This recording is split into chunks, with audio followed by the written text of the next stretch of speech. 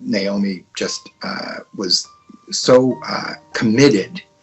I think she dedicated her whole career to the ethical use of the MBTI, and particularly the use of step 2 and how it was being used, and helping make sure that practitioners had a full understanding of how to actually apply it. She had a tremendous knack for being able to understand both the theoretical side of what had been created, but also how to apply it. I thought that was particularly that was one of her strongest gifts, I think. Naomi had a profound effect on me, I think, both personally and professionally. She was a tremendous mentor. She was someone you could easily talk to. One of the things I loved about Naomi too is that she was also someone who you always knew where you stood with Naomi.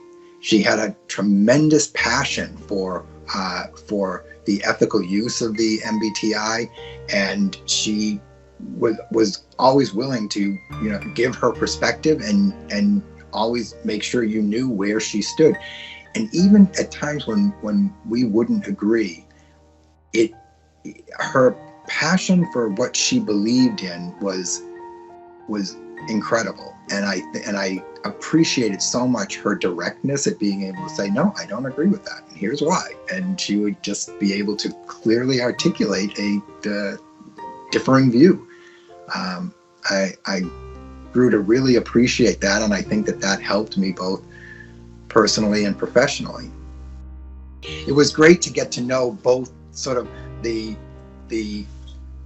brilliant woman behind MBTI Step 2 and all of the things related to the ethical use of the Myers-Briggs Type Indicator.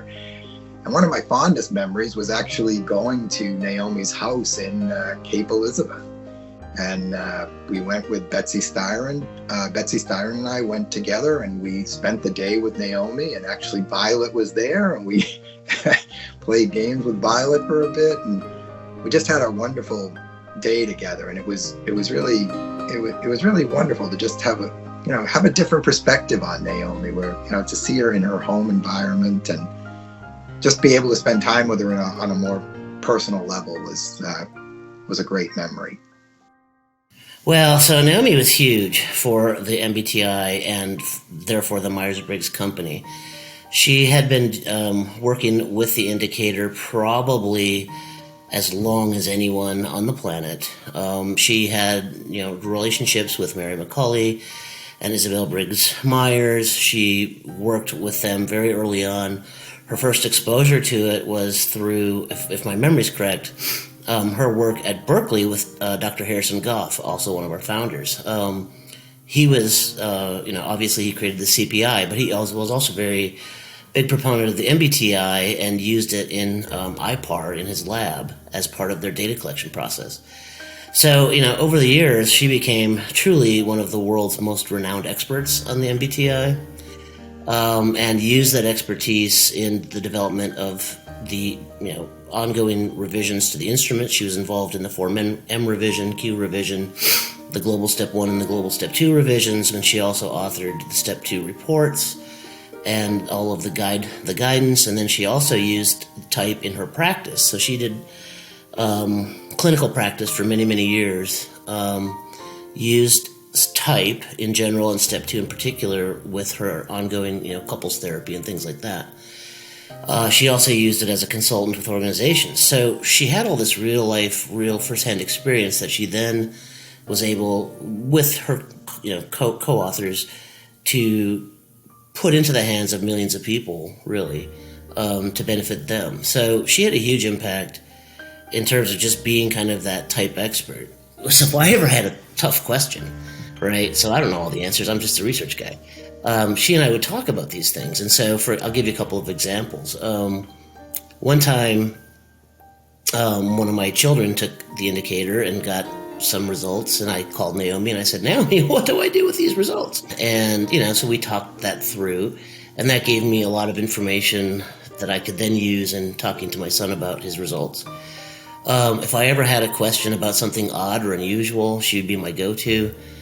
she was a great person to go to, because I don't know if there's anybody else in the world who knows type as well as she does, or did, to go to with questions, get information, and really helped me learn and grow in my understanding of type, really learning from a master. Some of the things that I learned about it, so my favorite story that I learned that day that I think is just really interesting is that the day, so she got her PhD from Berkeley, and she got it in the 60s, and I don't have the exact year. But the first day of the Berkeley sit-ins against the Vietnam War, where they decided to sit in and take over the psychology department, was the day she was going to start what we called back then running subjects, or collecting data for her dissertation. And her reaction was, of course I supported them, but bleepity bleep, why that day when I'm trying to get my dissertation done? It was just funny, It was just, she had so many interesting experiences. I thought I knew Naomi fairly well, but not as well as others, obviously. But she was a great person, a great person to know.